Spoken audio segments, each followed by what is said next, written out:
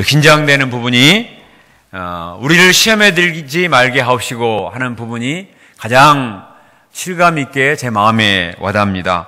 신앙생활 하면 할수록 주님께서 우리에게 왜 우리를 시험에 들지 말게 하옵시고 이 부분을 넣으셨을까 하는 것이 정말 깊이 느껴지게 됩니다. 마귀의 시험에 넘어질 때 사람이 가장 비참하게 되는 것입니다. 마귀의 시험은 예외가 없습니다. 인류의 수왕 아담도 마귀의 시험에 넘어져서 죄를 범하고 결국은 에덴 동산에서 쫓겨났습니다. 그러나 둘째 아담으로 오신 예수님은 마귀의 시험을 이기시고 승리하셨습니다. 이 예수님 안에서 우리도 마귀의 시험을 이기고 승리할 수 있음을 믿습니다. 우리의 삶은 겉으로 볼 때는 너무나 평온하고 또 갈수록 과학기술 문명이 발달한 것 같습니다. 그러나 영적으로 보면 마귀와의 치열한 영적 전쟁이라는 사실을 알 수가 있습니다. 우리가 오늘 본 말씀을 통해서 마귀가 어떻게 사람을 시험하는가, 또 예수님은 마귀의 시험을 어떻게 이기셨는가, 이것을 잘 배워야 되겠습니다. 왜냐하면 동일한 방법으로 사탄 마귀가 오늘날 우리도 유혹하기 때문입니다. 우리가 오늘 말씀을 통해서 마귀의 시험을 이기신 예수님을 배우고 저희도 마귀의 시험을 능히 극복하고 승리하는 봄학기가 될 수 있기를 간절히 기도합니다. 1절 말씀을 보겠습니다. 1절 말씀을 같이 한번 읽어볼까요? 1절 시작. 그때 예수께서 성령에게 이끌려 마귀에게 시험을 받으러 광야로 가사. 여기서 시험은 템테이션으로서 유혹을 가리킵니다. 사람들은 대개 자기 욕심에 이끌려서 미혹을 받습니다. 자기 욕심에 이끌려서 미혹을 받기 때문에 사탄의 유혹에 넘어지는 것입니다. 그러나 예수님은 욕심에 이끌려서 미혹을 받으신 것이 아니고 성령께 이끌려서 마귀에게 가셨다고 되어 있죠. 예수님은 광야에서 40일 동안 금식 기도를 하셨기 때문에 성령이 충만한 상태에 계셨습니다. 성령 충만한 가운데 마귀와 싸우러 가셨습니다. 이게 우리와 다른 점입니다. 영적인 무장이 없이 마귀와 상대하면 백전백패할 수밖에 없습니다. 우리가 예수님처럼 평소에 말씀과 기도로 영적인 무장을 해야 되겠습니다. 사도 바울은 에베소서 5장 10절에서 오직 성령으로 충만함을 받으라. 또 갈라디아서 5장 16절에서 성령을 따라 행하라. 그리하면 육체의 욕심을 이루지 아니하리라 했습니다. 따라합시다. 오직 성령으로 충만함을 받으라. 성령을 따라 행하라. 성령의 충만함을 덧입고 성령의 이끌림 바 되어 살 때 우리가 마귀의 관계를 분별하고 마귀와 싸워 이길 수 있는 힘을 덧입을 수 있습니다. 마귀의 첫 번째 시험이 무엇입니까? 2절과 3절을 같이 읽어볼까요? 2절과 3절 시작. 시험하는 자가 예수께 나와서 이르되 내가 만일 하나님의 아들이거든 명하여 이 돌덩이로 떡덩이가 되게 하라. 예수님은 40일 동안 금식 기도를 하셨기 때문에 영적으로는 성령으로 충만하셨습니다. 그러나 예수님은 육신을 덧입고 있기 때문에 육적으로는 배가 매우 고프셨습니다. 사람이 한두 끼만 굶어도 눈에 뵈는 것이 없습니다. 온통 먹을 것만 생각이 나지 않습니까? 제가 인턴 목자 시절에 금식 수련회에 간 적이 있습니다. 그런데 다들 같이 간 인턴 목자님들이 시계만 쳐다보고 있었습니다. 몇 시간이 지나야 밥을 먹을 수 있는가, 금식 시간이 끝나는 시간만 간절히 기다리고 있었던 기억이 납니다. 그때 떡볶이와 순대가 그렇게 제일 먹고 싶었습니다. 아마 요즘 세대들은 피자와 통닭이 생각나겠죠? 이처럼 예수님이 배고픈 상태에 있는데 마귀가 다가와서 먹을 것을 가지고 유혹을 했습니다. 마귀는 뭐라고 말했습니까? 네가 만일 하나님의 아들이거든 이렇게 말했습니다. 하나님의 아들이거든 이 돌덩이로 떡을 만들어 봐라. 마귀는 예수님의 영적인 자존심을 건드렸습니다. 아예 하나님의 아드님이 되셔가지고 그렇게 굶주리면 되겠어? 은혜가 안 되잖아. 저 많은 돌덩이로 그 많은 능력 가지고 떡덩이를 만들어 보셔. 이렇게 비꼬듯이 말했습니다. 예수님은 하나님의 아들로서 얼마든지 돌덩이로 떡을 만드실 수 있습니다. 실제로 요한복음 6장에 보면 예수님은 5병이어만 가지고도 5,000명이 먹을 수 있는 많은 떡을 만드셨습니다. 요한복음 2장에 보면 가나안 온전체에서 맹물로 극성풍의 포도주를 만드셨습니다. 예수님은 수많은 질병도 고치셨고 심지어 죽은 자도 살리셨습니다. 그런데 지금 문제가 되는 것은 예수님이 능력이 있냐 없냐 하는 것이 아니고 예수님으로 하여금 떡 문제에 집중하도록 이렇게 유혹하는 것입니다. 예수님은 지금 40일 동안 오직 메시아 사역을 시작해야 되기 때문에 영적인 역사를 생각하고 거기에 집중하시고 그것을 위해서 간절히 기도하시고 또 말씀을 묵상하시고 영역을 던지부신 가운데 있는데 마귀가 관심을 떡에게로 육신적인 대로 관심을 집중시켜서 관심을 그냥 다른 쪽으로 유도하게, 그래서 영적인 생각을 하지 못하도록 만들고자 하는 것이 유혹의 핵심이었습니다. 봐라, 배고프면 아무 생각 안 나지 않느냐, 먹는 문제부터 해결해야지, 이런 유혹입니다. 어찌 보면 맞는 말 같기도 합니다. 실제로 사람들에게 이 먹고 사는 문제, 이 경제 문제가 얼마나 심각합니까? 대학생들에게는 졸업 후에 취직 문제가 정말 시급한 문제죠. 요즘 코로나19 때문에 지역 경제가 통 안 돌아갑니다. 실업자가 늘어나고 또 자영업자들은 너무나 어렵다고 말하고 식당도 사람들이 오지 않아서 이렇게 힘든 적은 처음 봤다고 말하는 분들이 너무나 많습니다. 정부에서도 긴급 공적 자금을 투입해서 어려운 경기를 활성화하고자 애를 쓰고 있습니다. 자, 떡 문제, 먹고 사는 문제는 정말 중요한 문제입니다. 이 경제 문제가 해결돼야 결혼도 할 수 있고 자녀들도 교육을 시킬 수가 있습니다. 그럼에도 불구하고 예수님은 뭐라고 말씀하시는가? 우리 4절 말씀을 같이 읽어봅시다. 4절 말씀입니다. 시작. 예수께서 대답하여 이르시되 기록되었으되 사람이 떡으로만 사는 것이 아니요 하나님의 입으로부터 나오는 모든 말씀으로 살 것이라 하였느니라 하시니. 예수님은 사람이 떡이 필요 없다 이렇게 말씀하시지는 않았어요. 이슬만 먹고 신선처럼 살아보자, 며칠 동안 금식할 수 있는지 한번 해보자, 이런 금식 운동 하지 않으셨다고요. 떡이 분명히 필요하지만, 떡이 필요 없는 것이 아니지만 떡이 전부는 아니라는 것입니다. 떡이 필요하지만 떡보다 더 중요한 것이 있다. 그것이 바로 하나님의 말씀이다, 이렇게 말씀하셨습니다. 사람이 육신의 양식으로만 먹고 사는 육적인 존재라면 짐승과 다를 바가 무엇이 있겠습니까? 사람의 물질이 풍족해서 3대가 다 먹고 살 수 있는 것을 다 가지고 있어도 사람이 그것으로 만족하지는 못합니다. 왜 그렇습니까? 사람은 처음부터 육만 가진 육신의 존재로 만들어진 것이 아니고 영을 가진 영적인 존재로 창조되었기 때문에 영이 채워지지 않으면 만족할 수 없습니다. 그래서 하나님의 말씀을 먹어야 된다는 것입니다. 그래서 예수님은 말씀하셨습니다. 사람이 떡으로만 사는 것이 아니요 하나님의 입에서 나오는 말씀으로 사는 것이니라. 사람은 육신적인 존재가 아니라 영적인 존재이다, 분명히 말씀하셨습니다. 요한복음 6장에 보면 예수님이 배고픈 무리들을 열심히 가르치실 때 이들이 너무 배가 고팠어요. 예수님이 너무나 불쌍히 여기셨습니다. 배고픈 무리들을. 그래서 불쌍히 여기셔서 5병에 5,000명을 배불리 먹게 해주셨습니다. 그런데 사람들이 떡 맛을 보고 나자 계속 떡을 먹고 싶었습니다. 그래서 계속 떡을 달라고 졸라댔습니다. 그러자 예수님이 그들의 요구를 들어주지 않았습니다. 너희가 나를 찾는 것은 표적을 본 까닭이 아니오 말씀에 소원이 있는 것이 아니고 떡 먹고 배부른 까닭이로다.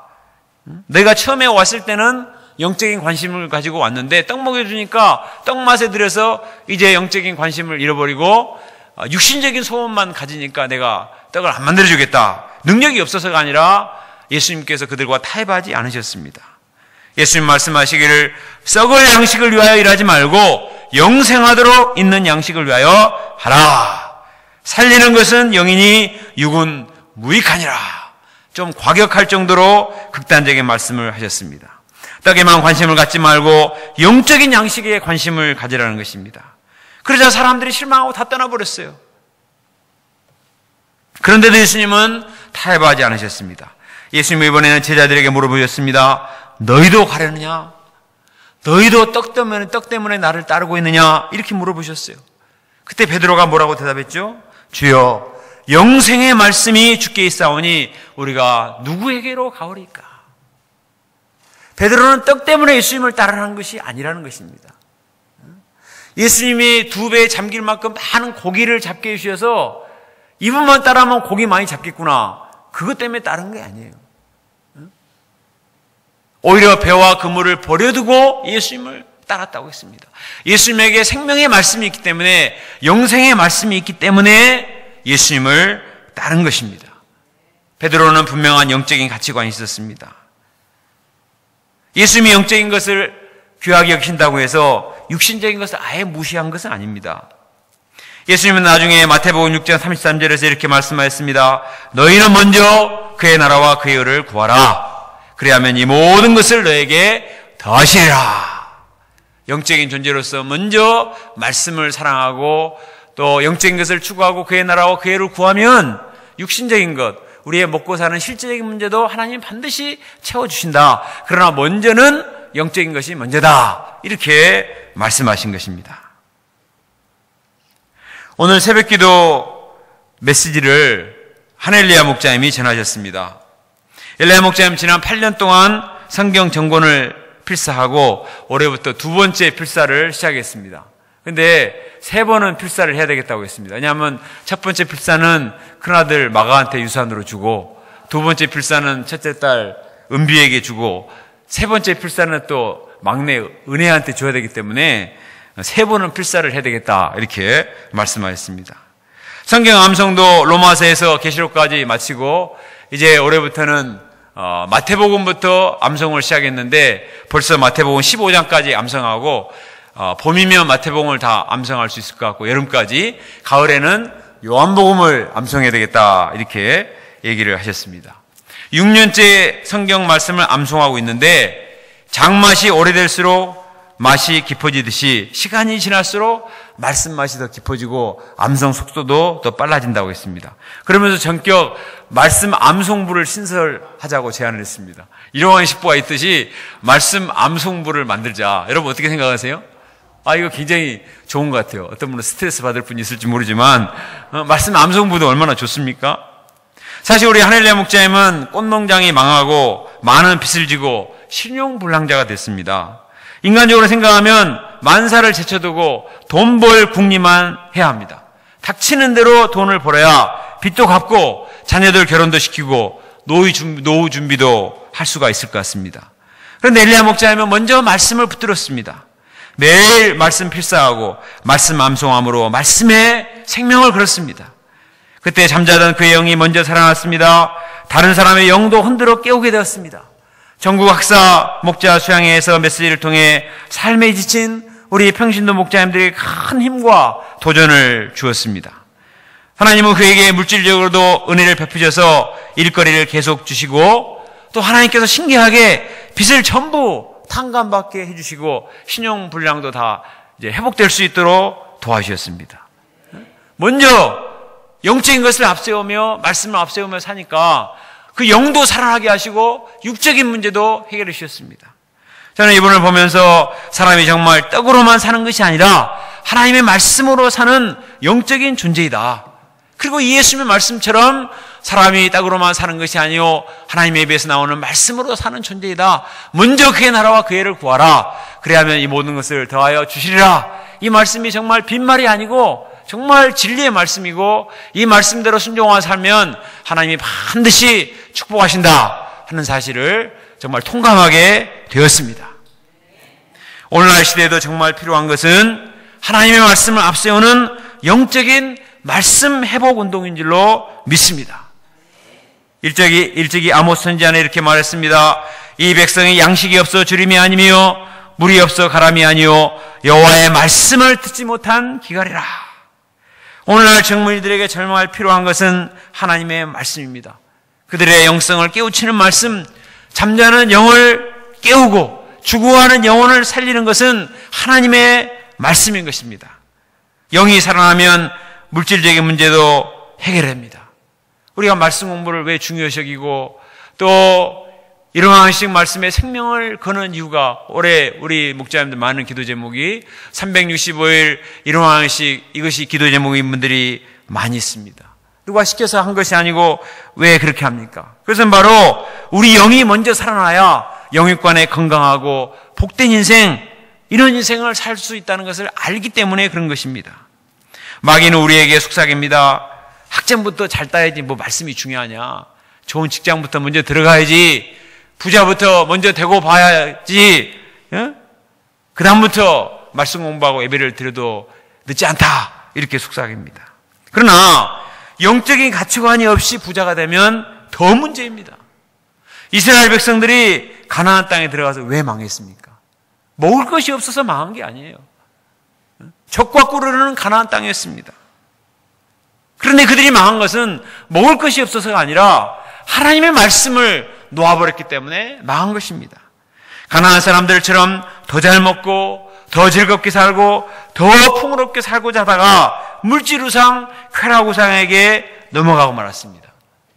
하나님은 이것을 아셨기 때문에 이스라엘 백성들을 빨리 적과 꿀을 가나안 땅에 들어보내지 않으시고 40년 동안 광야에서 하늘에서 떨어지는 만나로 먹고 살도록 훈련하신 거예요.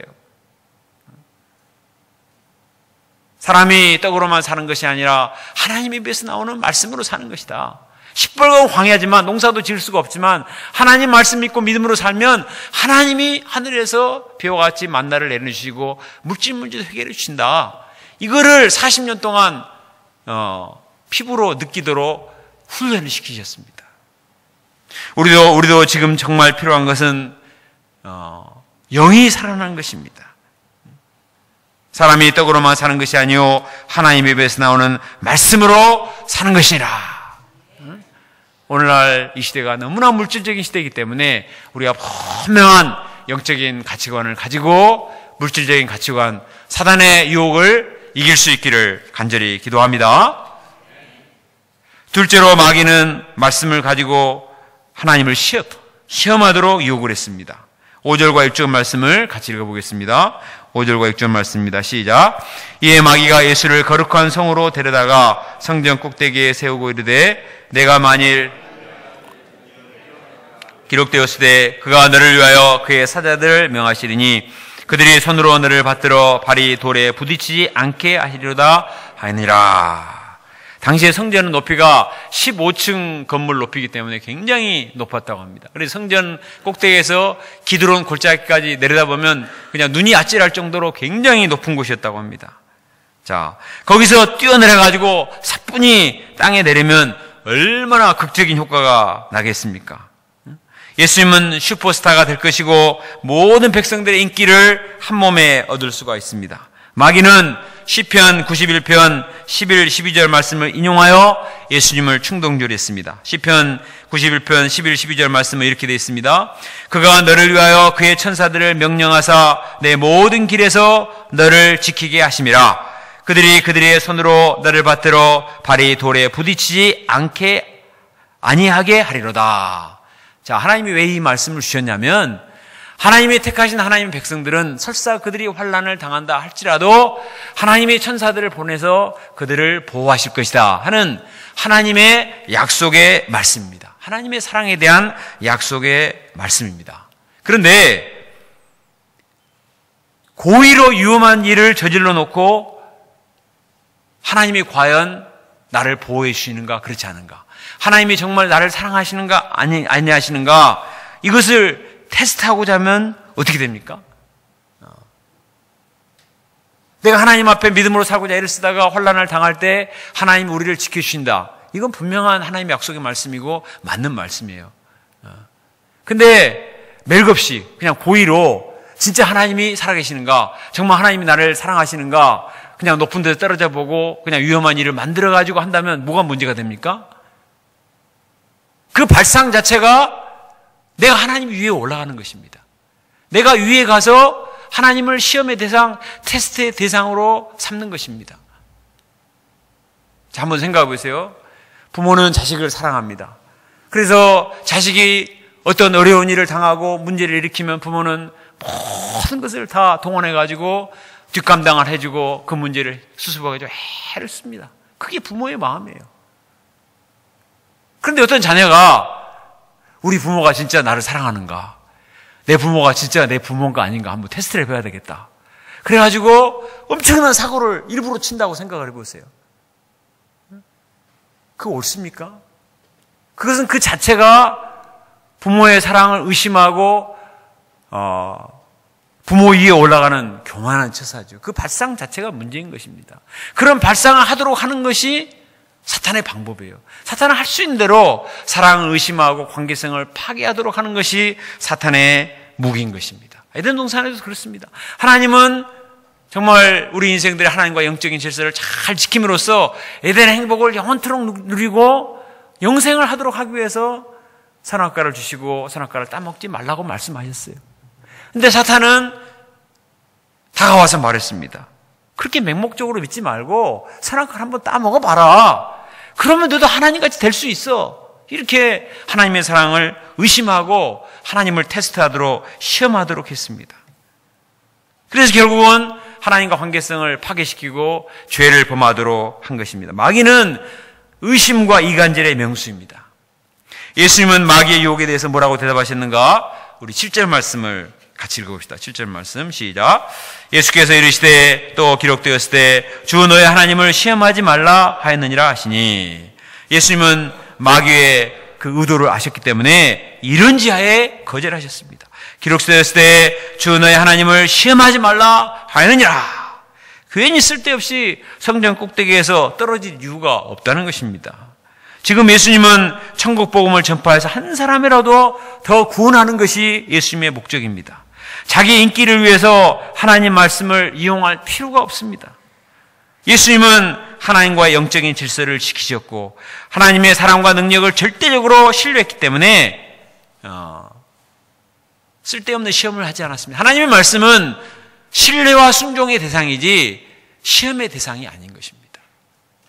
히브리서 11장 29절에 보면 이런 말씀이 있습니다.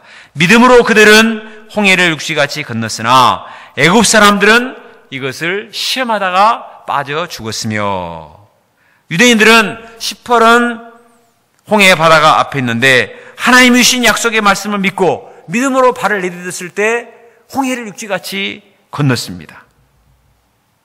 하나님의 말씀을 절대적으로 믿고 신종했을 때 하나님이 기적을 베풀어 주셨습니다. 그런데 애굽 사람들은 이것을 시험했습니다. 정말 홍해 바다가 갈라지는가 갈라지지 않는가 한번 보자. 말씀대로 되는가 안 되는가 보자. 교만한 마음을 가지고 또 우리가 선진국 대애굽의 군인들인데 이게 못하겠냐. 시험했어요. 어떻게 됐습니까? 그들은 결국 다 홍해 바다에 빠져 죽었습니다. 하나님을 믿음의 대상으로 믿고 순종한 사람에게는 홍해 바다가 열렸지만 하나님 말씀을 시험의 대상으로 보고 깔보고 시험한 그들은 다 죽었습니다. 예수님은 주 너의 하나님을 시험하지 말라 분명히 말씀하셨습니다. 하나님을 경외하고 하나님께 순종하고 하나님을 믿어야지 하나님을 시험하면 안 된다. 나의 이익을 위해서, 나의 인기를 위해서, 나의 명예를 위해서 하나님을 시험할 수 없다. 이런 지하에 거절했습니다. 우리도 힘든 문제를 만나면 사탄이 하나님의 사랑과 능력을 의심하도록 시험합니다. 우리가 분명히 말씀의 은혜를 풍성히 받았는데도 내가 기대했던 입학시험에 떨어졌다거나 또는 아이들이 아프다거나 직장에서 문제가 생기고 어려운 일이 생기면 사탄이 마음에 불신자의 생각을 심습니다. 하나님이 정말 너를 사랑하시는가? 하나님이 너를 버리신 게 아닌가? 하나님이 정말 너를 택하셨어? 이렇게 의심을 심는 것입니다. 한 번의 마음에 의심이 생기면 온몸에 힘이 다 빠지고 하나님께 마음을 드릴 수가 없습니다. 출애굽기 17장에 보면 이스라엘 백성들이 르비딤에서 물이 없자 하나님을 시험하기 시작했습니다. 심지어 어떤 사람은 하나님이 우리 중에 계신가? 이렇게 의심했어요. 출애굽기 17장에서 14장에서 홍해를 육지같이 건너고 15장에서 아말렉과 전투에 승리하고 또 하나님께서 16장에서 만나를 하늘에서 비같이 내려주시는 기적을 계속 체험했는데 물이 좀 없으니까 그거 하나 가지고 하나님이 안 계신 거 아닌가 이렇게 하나님을 의심하고 시험한 것입니다. 그때 모세가 책망했습니다. 너희가 어찌하여 여호와를 시험하느냐? 왜 하나님을 시험하느냐? 이렇게 책망했습니다.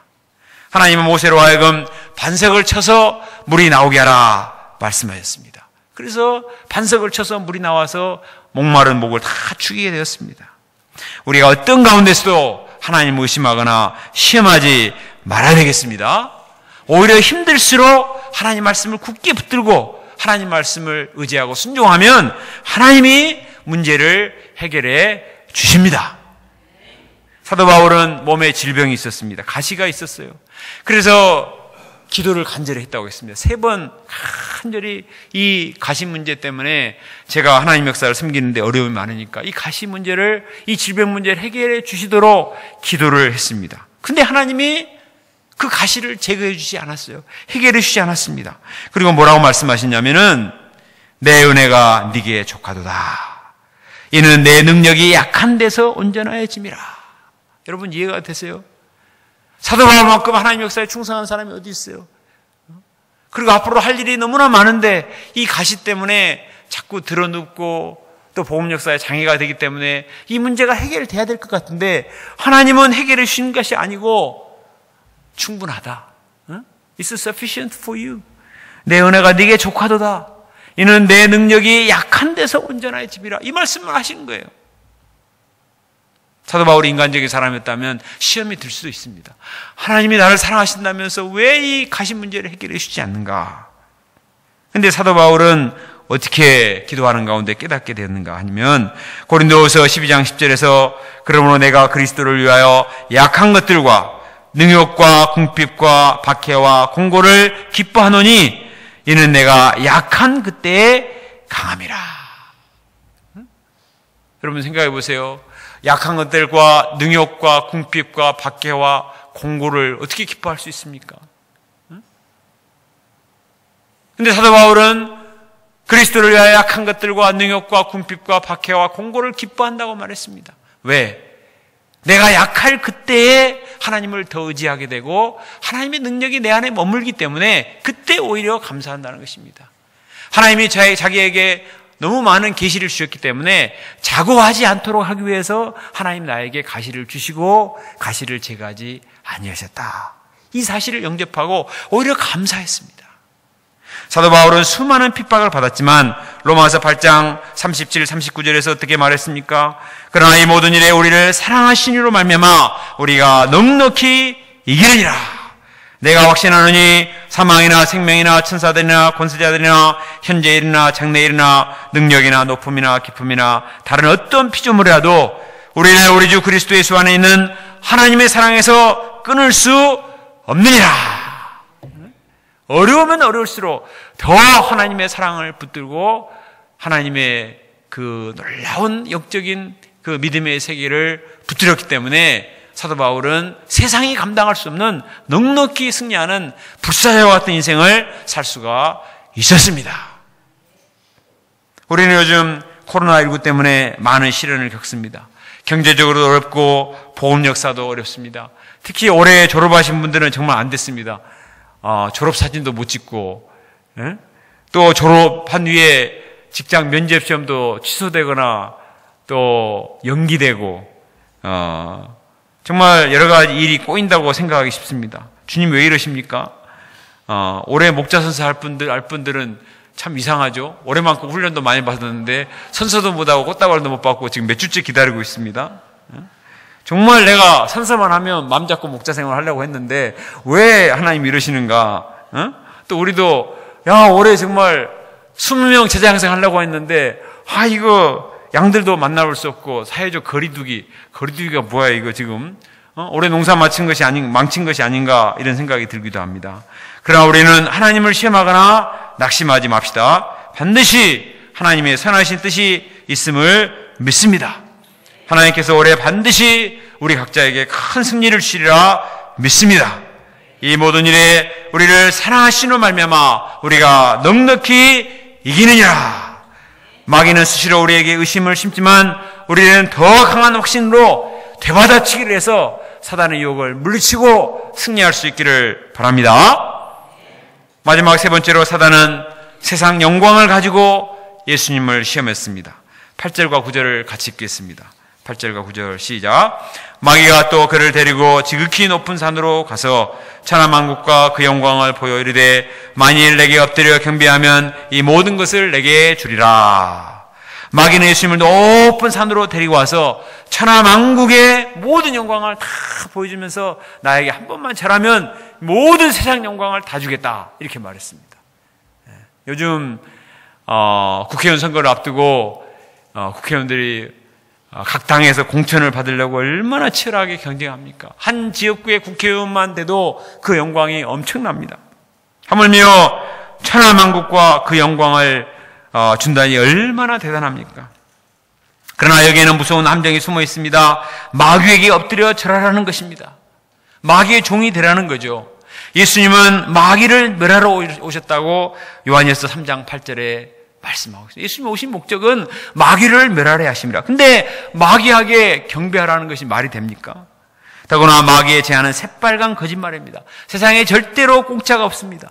마귀에게 경배한다고 절대로 세상 영광이 주어지지 않습니다. 예수님은 이 땅에 세상 영광을 얻기 위해서 오신 것이 아닙니다. 예수님은 세상 영광과는 비교할 수 없는 하늘 영광도 버리시고 이 땅에 오셨어요. 마가복음 10장 45절에 예수님은 이 땅에 오신 목적을 분명히 하셨습니다. 인자가 온 것은 섬김을 받으려 함이 아니라 도리어 섬기려 하고 자기 목숨을 많은 사람의 대속물로 주려 함이니라. 예수님은 세상 영광을 얻고 사람들의 존경과 섬김을 받으러 오신 것이 아니고 오히려 낮아져서 다른 사람을 섬기고 자기 목숨을 모든 사람의 다 대속물로 내어줌으로써 우리 인생들의 죄 문제를 해결하고 고난을 감당하신 뒤에 부활 영광에 들어가시기 위해서 오셨습니다. 반드시 십자가와 죽음의 고통을 겪으신 다음에 부활 영광에 들어가기 위해서 오신 것이지 세상 영광을 얻으러 오신 것이 아니에요.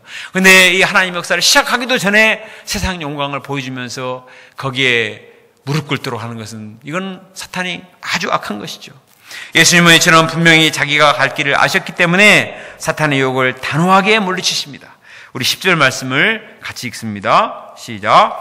예수께서 말씀하시되 사탄아 물러가라. 기록되었을 때 주 너희 하나님께 경배하고 다만 그를 섬기라 하니라. 예수님은 마귀에게 카운터펀치를 날리셨습니다. 사탄아 물러가라. 더 이상 사탄과 대화하지 않겠다는 것입니다. 예수님은 자신의 인생 목적을 분명히 하셨습니다. 주 너희 하나님을 경배하고 다만 그를 섬기라 하였느니라. 이것은 예수님의 사역 목적일 뿐만 아니라 우리 인생들의 인생 목적이기도 한 것입니다. 우리가 무엇을 위해서 이 땅에 사는가? 세상 사람들은 어쩌든지 출세해서 세상 영광을 얻고자 사는 사람이 많습니다. 그러나 우리의 하나님을 믿는 우리 하나님의 사람들의 인생 목적은 자기 영광이 아니고 세상 영광이 아니고 하나님의 영광을 드러내고 하나님을 기쁘시게 하고 하나님께 경배하고 다만 그를 섬기는 것이 우리의 기쁨이요 우리의 인생 목적이라는 것입니다. 모든 죄의 뿌리가 무엇입니까? 로마서 1장 21절 하나님을 알되 하나님을 영화롭게도 하지 아니하며 하나님께 감사치도 않는 것이 죄의 뿌리입니다. 영적인 질서를 바꿔버리는 것. 하나님보다 더 높아지고자 하고 하나님보다 더 유명해지고자 하고 하나님보다 자기가 영광을 얻고자 하고 하나님께 돌아가야 될 그 영광을 가로채는 것, 이것이 죄의 뿌리입니다. 우리가 다니엘서에서 배운 것처럼 느부갓네살 왕이나 벨사살 왕은 사탄의 유혹에 넘어와서 자신을 신격화시키고 자신을 우상화시키고자 하다가 비참하게 되었습니다. 짐승처럼 풀을 먹고 또 그냥 하룻밤에 그 적의 침략을 받아서 죽게 되는 비참한 지경에 빠지게 되었습니다. 수많은 스포츠 스타나 연예계 스타나 유명 인사들이 자신을 영웅시하다가 시험에 들어서 추락하는 것을 우리는 보았습니다. 사탄이 자꾸 그 마음에 탐욕을 심어서 바벨탑을 쌓도록 충동질하는 거예요. 그게 얼마나 위험한지 모릅니다. 우리는 예수님처럼 우리의 인생 목적을 분명히 해야 되겠습니다. 주 너희 하나님께 경배하고 다만 그를 섬기라 하니라. 우리는 오직 하나님을 경배하고 다만 하나님을 잘 섬기는 것에 만족해야 합니다. 자기를 높이고 자기를 자랑하는 것이 얼마나 위험한 것인가. 그렇게 하다가 이제 사탄의 유혹에 넘어가고 교만해져서 쓸모없게 되는 경우가 너무나 많이 있습니다. 자기의 자리를 지키고 다만 하나님을 섬기고 하나님을 경배하고 또 하나님을 영화롭게 하는 그 인생 목적을 분명히 알 수 있기를 간절히 기도합니다. 인도의 복음전도자 산다싱은 유복한 시크교도 집안의 막내 아들로 태어났습니다. 집이 아주 부자였습니다. 그런데 그는 부유한 그 삶에서 만족할 수가 없었습니다. 청소년 시절에 너무나 방황하고 또 고민하다가 도저히 자기는 이런 인생의 허무 가운데 인생 목적을 찾지 못하면 살 수 없다 생각하고 자살하고자 마음을 먹었습니다. 그런데 자살 직전에 예수님께서 그를 만나 주셨습니다. 그는 평생 이 구원의 은혜가 너무나 감사했습니다. 인생의 존재 의미를 알지 못하고 수많은 종교가들을 찾아가서 별의별 방법을 찾아봐도 마음에 평안이 없는데 성경 공부를 통해서 예수님을 만나 주님의 은혜를 체험하고 하나님 나라를 맛보았기 때문에 이 생명의 복음을 헛된 우상을 섬기는 인도 사람들에게 전파하고자 마음을 먹었습니다. 그러나 그가 예수님을 영접하고 신앙생활하자 그의 아버지가 침을 뱉고 매질을 하며 핍박하기 시작했습니다. 그의 작은아버지는 어느 날 그를 지하실로 데리고 가더니 금고를 열어줬습니다. 그 금고 안에는 많은 돈과 금은 보화가 가득 있었습니다. 그리고 말하기를 썬다스니 네가 예수를 버리고 우리 시크기도에 돌아오기만 하면 이 많은 재산, 유산을 다 너에게 주겠다. 이렇게 제안했습니다. 그러나 썬다스니는 말했습니다. 비록 이 세상의 모든 보화를 다 준다 할지라도 내 마음속에 간직한 이 평안과 바꿀 수 없습니다. 내 몸이 불사름을 당한다 할지라도 나의 사랑하는 주님을 배반할 수 없습니다. 그는 모든 세상 부귀영화를 뿌리치고 평생 이름 없는 복음 전파자의 인생을 살았습니다. 인도 전 지역과 또 미국과 유럽의 전 지역을 다니면서 영적으로 메마른 서구인들에게 생명의 복음을 증가하는 복음 전파자로 살았습니다. 히말라야 산맥을 11번을 넘나들면서 그 티벳 사람들에게 라마 종교를 믿는 헛된 우상을 섬기는 티벳 사람들에 대한 심정을 가지고 복음을 증거했습니다. 마지막 히말라야 산맥을 향해서 복음을 증거하러 간 뒤로 아무도 그를 본 사람이 없습니다. 그런 이름 없이 인생을 끝냈지만 그 한 사람의 그 복음 전도로 말미암아 얼마나 많은 사람이 구원을 받고 많은 생명의 열매를 맺었는지 모릅니다. 그가 세상 부귀와 영광을 누리며 살았다면 잠깐의 쾌락은 느꼈겠지만 그 인생은 정말 말로가 비참했을 것입니다. 그가 모든 유혹을 물리치고 예수님의 제자로 살았기 때문에 정말 빛난 히말라야 성자와 같은 위대한 인생을 살 수가 있었습니다.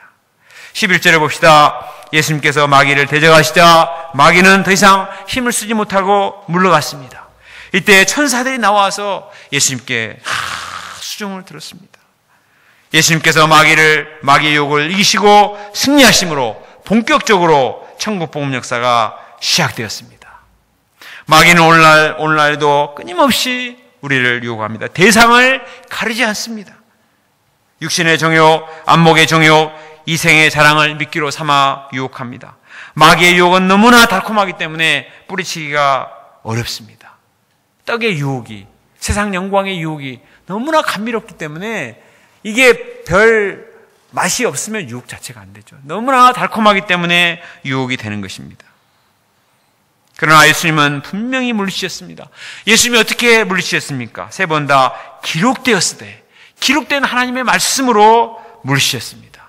하나님의 말씀이 마귀를 물리치는 무기인 줄로 믿습니다. 에베소서 6장 17절 성령의 검 하나님의 말씀을 가지라. 히브리서 4장 12절 하나님의 말씀은 살아있고 활력이 있어 좌우의 날선 어떤 검보다도 예리하여 홍과 영과 및 관절과 골수를 찔러 쪼개기까지 하며 또 마음의 생각과 뜻을 판단하느니. 시편 119편 11절 내가 주께 범죄하지 아니하려 주의 말씀을 내 마음에 두었나이다. 내가 주께 범죄하지 아니하려 주의 말씀을 내 마음에 두었습니다. 우리가 평소에 말씀을 마음에 두고 말씀의 칼을 열심히 갈고 닦을 수 있기를 기도합니다. 야고보서 4장 7절에 마귀를 대적하라 그리하면 너희를 피하리라 했습니다. 말씀으로 무장해서 말씀을 대적하면 마귀가 도망갈 수밖에 없습니다. 우리가 요즘 코로나 문제로 많은 활동도 할 수가 없습니다. 집에만 있어야 합니다. 이때 스마트폰이나 드라마의 달달한 것에 유혹에 넘어가면 점점 무기력해지고 힘을 쓸 수가 없습니다. 이런 때일수록 우리가 열심히 성경을 읽어야 되겠습니다. 저도 틈틈이 성경을 읽어서 다음 주면 이제 성경 1회독을 올해 끝낼 수 있을 것 같습니다. 우리가 이런 때일수록 열심히 성경을 읽고 말씀의 칼을 갈고 또 기도로 영역을 키우고 양들을 도울 수 있는 1:1 말씀 공부를 열심히 준비해서 정말 이 생명의 말씀으로 이 영혼들을 살리는 영적인 회복운동, 말씀 회복운동을 일으켜서 요즘 우리가 신천지를 보면서 이 헛된 것들을 위해서 이 불쌍한 젊은이들이 얼마나 인생을 탕진하고 있는가, 정말 책임의식과 또 소명감을 갖게 됩니다. 우리가 이 시대에 영적으로 갈급한 많은 영혼들을 생명의 말씀, 진리의 말씀으로 마귀가 사로잡기 전에 이들에게 생명의 말씀을 증거해서 내가 살고 이 시대를 살리고 캠퍼스를 살리는 믿음 역사의 승리자들로 귀하게 쓰임받을 수 있기를 간절히 기도합니다. 기도하겠습니다. 하나님 아버지, 마귀가